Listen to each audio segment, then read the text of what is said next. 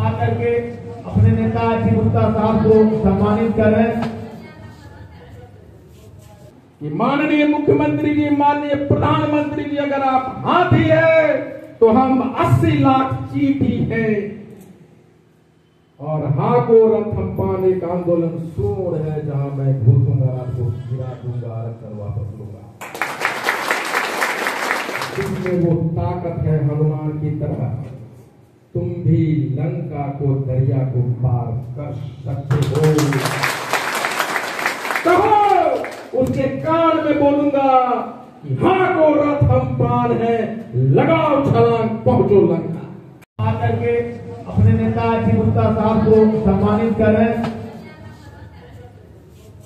फूंकूंगा और कहूंगा कि तुम में वो ताकत है हनुमान की तरह, तुम भी लंका को दरिया को पार कर सकते हो।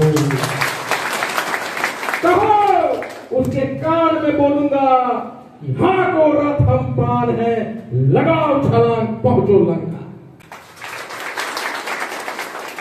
ये मेरी ताकत थे। सामने कौन खड़ा था, किससे लड़ा था?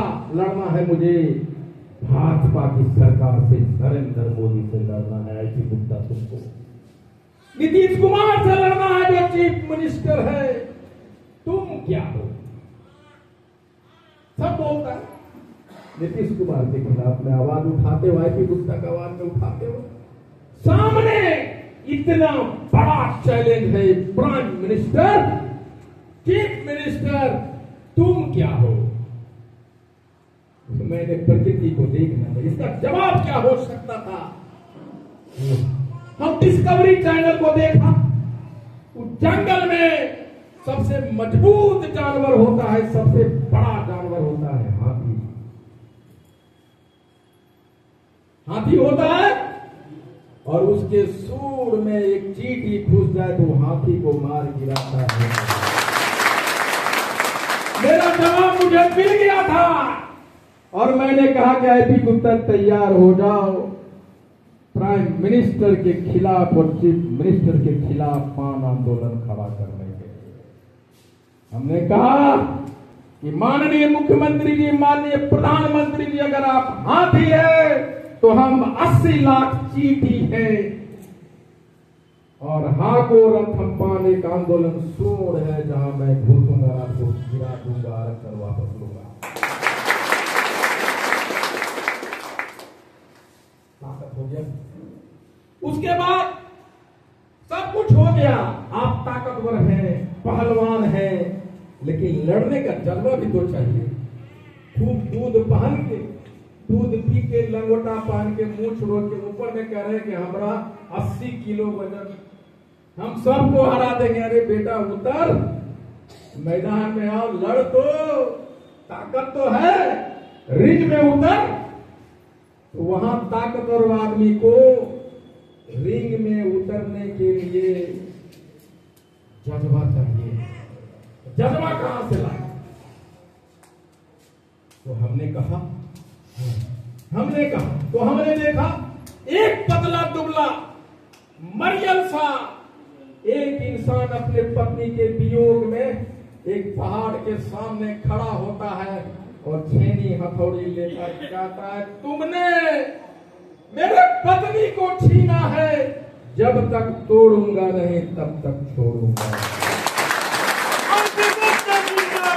जिंदाबाद, जिंदाबाद, जिंदाबाद, जिंदाबाद, जिंदाबाद। प्रेरणा मिल गई। मैं कहा नहीं बता रहा, किसी को नहीं बता रहा, मैं कहता हूं धर्मपाल, तुम नदी में जाओ, मैदान में जाओ, खेत में जाओ, रात में 12 बजे, कोई सुनता नहीं हो, वहां जाओ, चिल्ला चिल्ला के उस आदमी का नाम लेके वही गालियां दो, वही अपमान शब्द बांधने वाले चिल्ला चिल्ला के कहो। अकेले में 10 दिन कहो, 11वां दिन वही गाली देते देते तुम गांव के चौराहे पे आएगा और तुम्हारा बाप सुनेगा, तुम्हारा दोस्त सुनेगा और वो तुम्हारा साथ देगा, वो भी तुम्हारे साथ गाली देना चालू करेगा। उसके बाद वही तुम गाली देते थे। एक दिन ऐसा आएगा, 21वां दिन सर्किट हाउस में आएगा और उसको सामने बुला के उसको गाली देगा।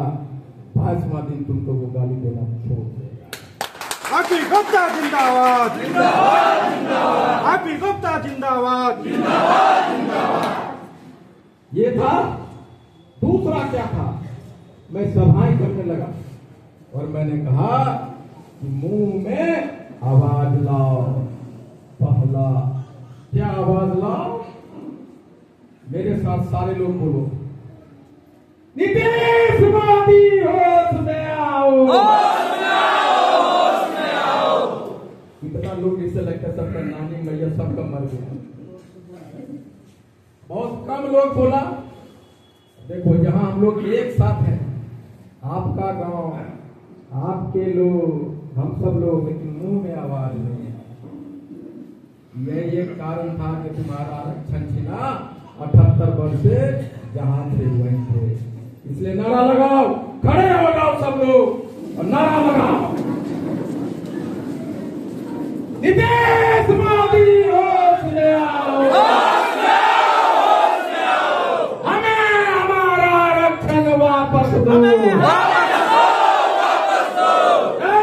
गद्दी छोड़ो, गद्दी छोड़ो, गद्दी छोड़ो, गद्दी छोड़ो। हम भारत के शान हैं, शान है, शान है। हम बिहार के जान हैं, हम बिहार के जान हैं। गर्व से कहो हम पान हैं, पान है, पान है। तो सामने में जो सबसे पीछे खड़े कितना मोटा तगड़ा है और उनके मुंह से आवाज दे रहा, उनका हाथ नहीं उठा। समझ लो 78 बरस से हम क्यों पीछे? हमारे पास ताकत है, कपड़ा है, चेहरा है, लेकिन मुंह में आवाज नहीं है। 78 बरस से सबसे मजबूत कारण यही था पीछे रहने का, हमारे मुंह में आवाज नहीं। इसलिए आवाज दो, मैंने कहा लोगों से आवाज दो, नीतीश मोदी होश में आओ, वापस दो, वापस दो, नहीं तो गद्दी छोड़ो, गद्दी छोड़ो।